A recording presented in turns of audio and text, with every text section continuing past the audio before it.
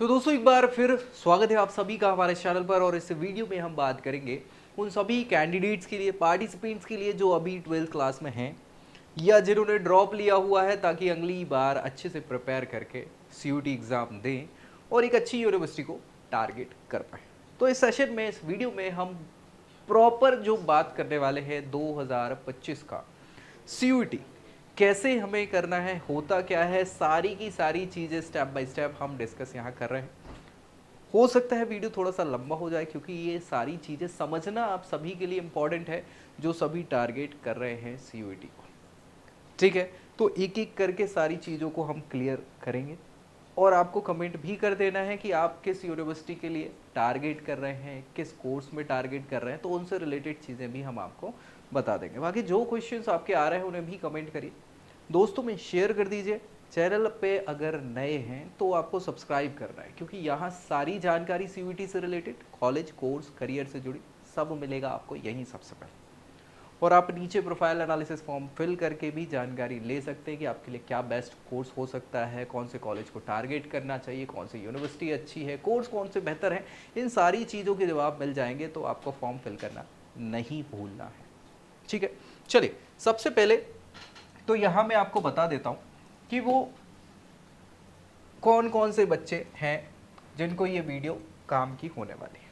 ठीक है, सबसे पहले तो बच्चे जो हैं वो ड्रॉपर है ना, सारे के सारे ड्रॉपर बच्चे जो कि अभी 12th पास करने के बाद ड्रॉप लिए हुए हैं, क्योंकि उनके स्कोर अच्छे नहीं थे या जो भी कंडीशन आपकी रही हो, उन सारी चीज़ों को ध्यान में रखें।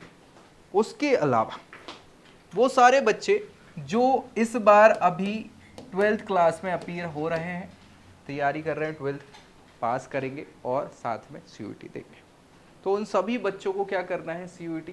अच्छा, ये CUT भी क्या है, आपके दो टाइप के होते हैं, एक UG के लिए और एक PG के लिए। लेकिन हम जो यहाँ बात कर रहे हैं वो बात किसकी कर रहे हैं, UG वाले बच्चों की बात कर रहे हैं।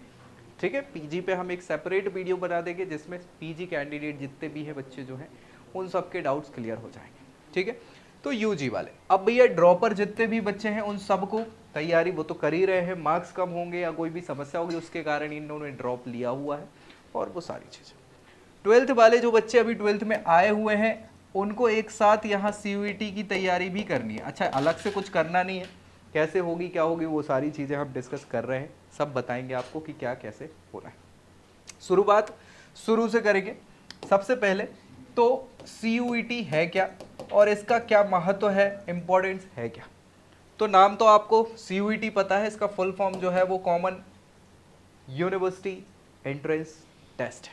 यानी कि हमारे यहाँ जो एजुकेशन सिस्टम चलता है उस एजुकेशन सिस्टम में यूनिवर्सिटीज़ ही हैं जो क्या करती हैं, आपको कोर्सेज कंडक्ट कराती है। अब यूनिवर्सिटी से बहुत सारे कॉलेज एफिलेट होते हैं, उन कॉलेजेस को अप्रूवल देती हैं यूनिवर्सिटीज़ और यूनिवर्सिटीज़ को UGC अप्रूवल देती है। तो ये पूरा सिस्टम है।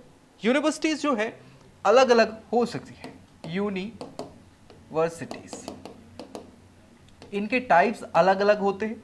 सबसे इंपॉर्टेंट जो है, जिनको फंड सेंट्रल प्रोवाइड करता है उन्हें सेंट्रल यूनिवर्सिटी कहा जाता है, सेंट्रल यूनिवर्सिटी। और CUT में लगभग 46 सेंट्रल यूनिवर्सिटीज जो है वो पार्टिसिपेट कर रही हैं। ठीक है, इसके अलावा होती हैं स्टेट यूनिवर्सिटी, स्टेट की गवर्नमेंट इन्हें फंड देती है। सो लगभग 41 के अराउंड है ये स्टेट यूनिवर्सिटीज जो पार्टिसिपेट कर रही हैं यहाँ पे CUT में। इसके अलावा होती है डीम्ड यूनिवर्सिटी। डीम्ड यूनिवर्सिटी में 50-50 का कंसेंट होता है, तो डीम्ड यूनिवर्सिटी भी मुझे लगता है लगभग 10 के अराउंड है जो पार्टिसिपेट कर रही है, प्लस हो सकती है। और आती है आपकी प्राइवेट यूनिवर्सिटी। ठीक है, प्राइवेट यूनिवर्सिटी में सारा खर्चा, सारे rules and regulation private management के द्वारा होता है। और सबसे ज़्यादा जो है मुझे लगता है 160 के करीब जो है प्राइवेट यूनिवर्सिटी ये आपको पार्टिसिपेट कर रही है CUT में। कुछ ऐसे इंस्टीट्यूशंस हैं जिन्हें अदर इंस्टीट्यूशन कहा जाता है ना, मतलब बेसिकली जो है इंडिपेंडेंट बॉडीज़ हैं सारी, तो ऐसे कुछ और इंस्टीट्यूशंस भी हैं जो यहाँ पार्टिसिपेट कर रहे हैं CUT में। तो ऑल टोटल यूनिवर्सिटीज़ की अगर हम बात कर लें तो 280 प्लस यूनिवर्सिटीज है जो यहाँ CUET में पार्टिसिपेट कर रही हैं। यानी आपके पास तो वैरायटी है यूनिवर्सिटीज की जो आप देख सकते हैं। ये ऑल ओवर इंडिया में आपको CUET के बेसिस पे क्या है मिल जाएगा एडमिशन। तो जो आपका इंडिया है, इंडिया में जहां जहां भी कोई भी यूनिवर्सिटी पार्टिसिपेट कर रही है ना, चाहे वो सेंट्रल हो, स्टेट हो, डीम्ड हो, प्राइवेट हो, है ना, अदर इंस्टीट्यूशंस की बात कर लें तो ये सारे ऑप्शन आपको यहाँ पे एडमिशन प्रोवाइड कराएंगे। कोर्सेज कौन कौन से हैं आपके, कोर्सेज की बात कर लें तो जनरली बच्चे जो कोर्स करते हैं BA हो गया, BCom हो गया, BSc हो गया, ठीक है, ये तो करते ही हैं। इसके अलावा BTech हो गया, BA LLB हो गया, यानी लॉ की बात कर ले हम तो लॉ कोर्सेस हो जाते हैं यहाँ पे, है ना।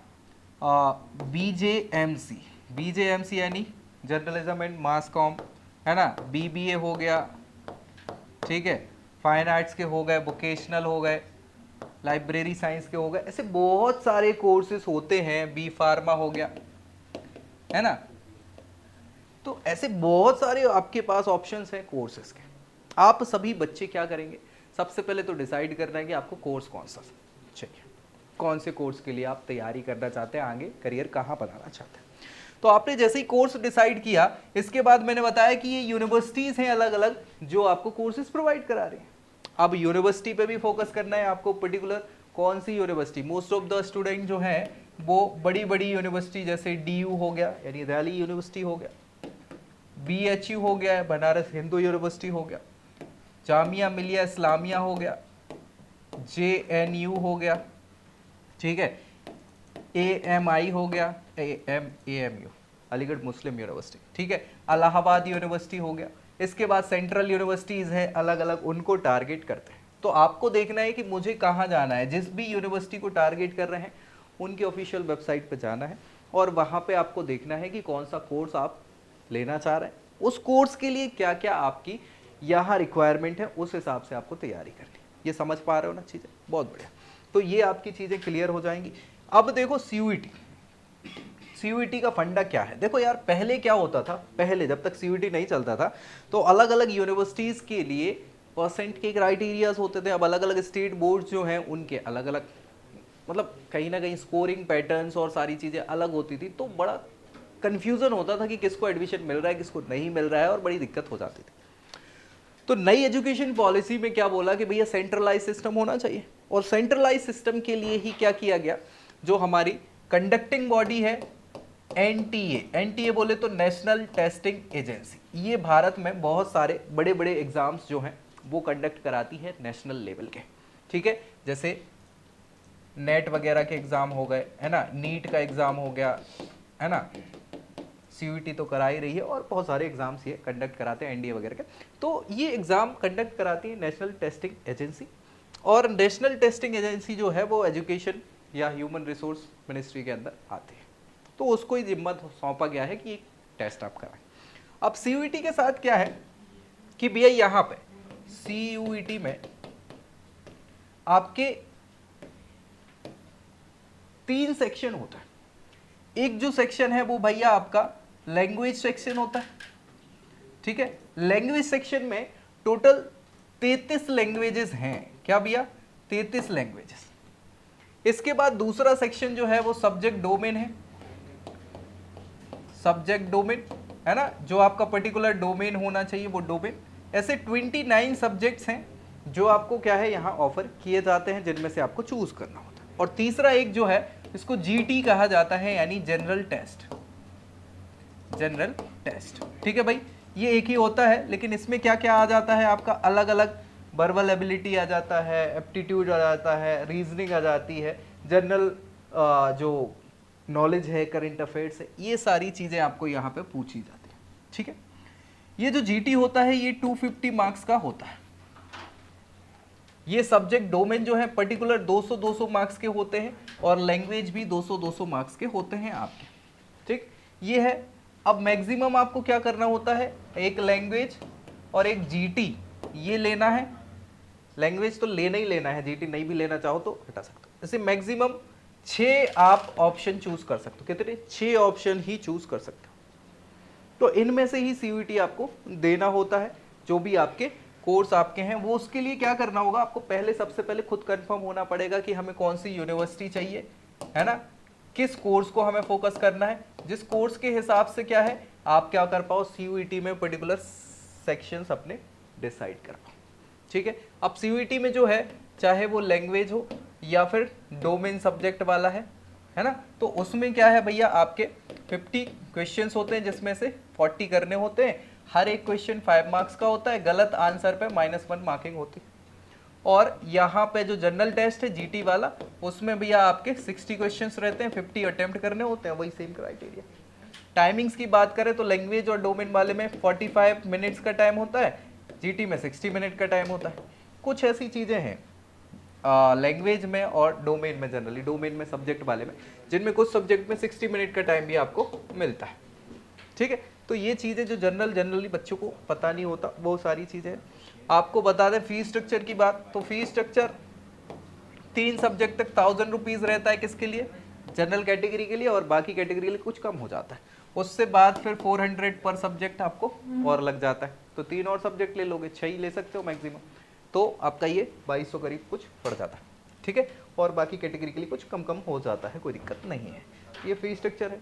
आपको सिटीज़ की अगर बात करें तो 350 प्लस 350 प्लस बल्कि 380 सिटीज़ हैं जो टेस्ट सेंटर के रूप में होती है। टेस्ट जो होता है आपका यहाँ पे सीबीटी मोड में, सीबीटी बोले तो कंप्यूटर बेस्ड टेस्ट, और ओएमआर बेस्ड, ओएमआर मतलब ऑप्टिकल मार्क रिकॉग्निशन, वो यार वो डब्बे भरने गोले भरने होते हैं, वो वाला पेपर वाला पेन पेपर मोड, तो दोनों बेस में होता है। ठीक है, मोड ऑफ एग्जामिनेशन आपका हिंदी इंग्लिश तो है ही, इसके अलावा 11 और लैंग्वेजेस हैं, टोटल 13 लैंग्वेजेस में ये एग्जाम कंडक्ट होता है।